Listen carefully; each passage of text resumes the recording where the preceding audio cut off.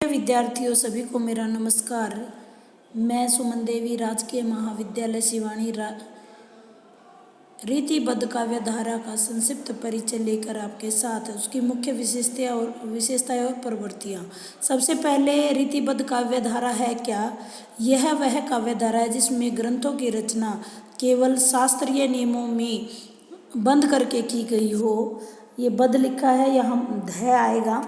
रीतिबद्ध काव्य धारा कहते हैं। इसमें अलंकार, रस, नायिका भेद, गुण, ध्वनि आदि काव्य शास्त्रीय नियमों में बंद कर काव्य रचना की जाती है, इसलिए इसे शास्त्रीय काव्य धारा भी कहते हैं।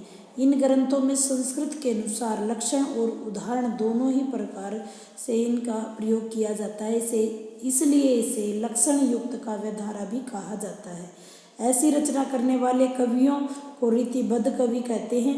रीतिबद्ध काव्य धारा का अध्ययन हम निम्नलिखित विशेषताओं से कर सकते हैं। सबसे पहला है रीति निरूपण।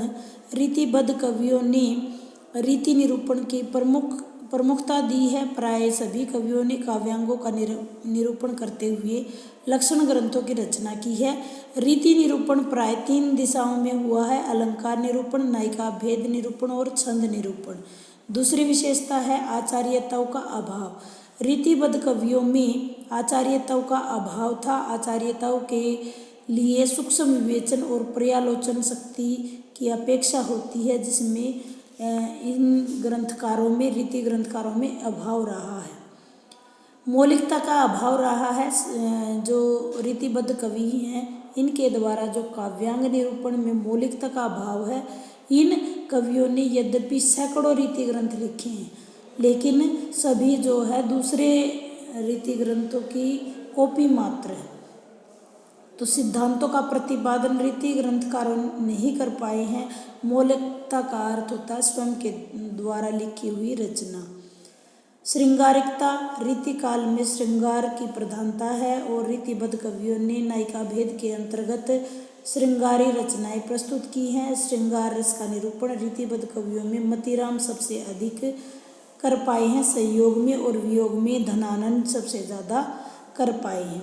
अलंकारों की प्रमुखता, रीतिबद्ध कवियों ने जितने अलंकार ग्रंथ लिखे हैं उतने संभवतः संस्कृत काव्य शास्त्रियों ने भी नहीं लिखे हैं।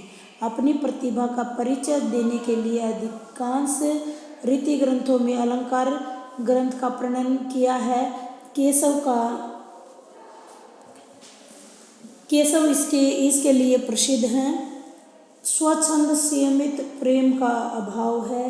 रीतिबद्ध कवियों का जो प्रेम है वो साहित्य शास्त्र द्वारा चर्चित रूढ़ियों, परंपराओं और कवि समय के अनुसार होता रहा है। उनमें उन्मुक्त रूप से हृदय का स्पंदन नहीं हो पाया है। इन रीतिबद्ध कवियों का प्रेम जो है रसिकता की कोटि से आगे नहीं बढ़ सका है। सौंदर्य चित्रण, रीतिकाल के सभी कवि प्रेम और सौंदर्य के कवि हैं।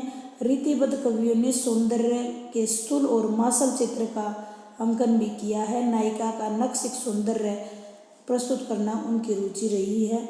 भाषा शैली की बात करें तो भाषा में परिष्कृत प्रांजल रूप से रीतिबद्ध कवियों की दृष्टि नहीं है।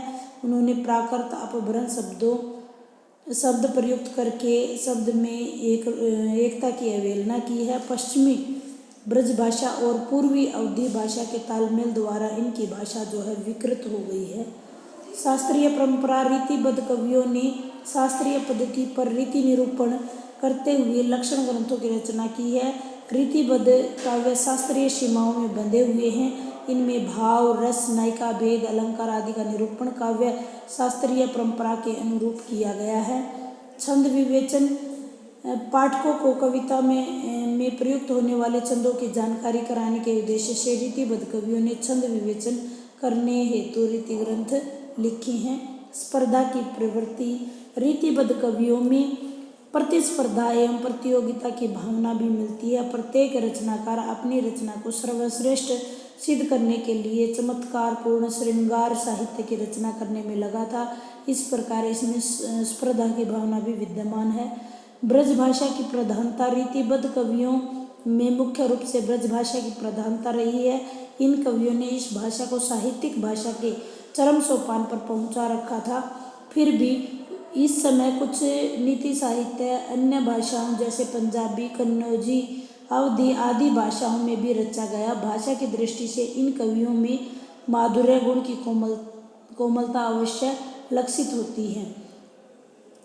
ये जो कवि थे वो केशव देव, मतीराम, पद्माकर इत्यादि कवि रीतिबद्ध कवि रहे हैं। उम्मीद करती हूँ छोटे से वीडियो के माध्यम से आपको रीतिबद्ध कवि स्पष्ट हो गए होंगे। धन्यवाद।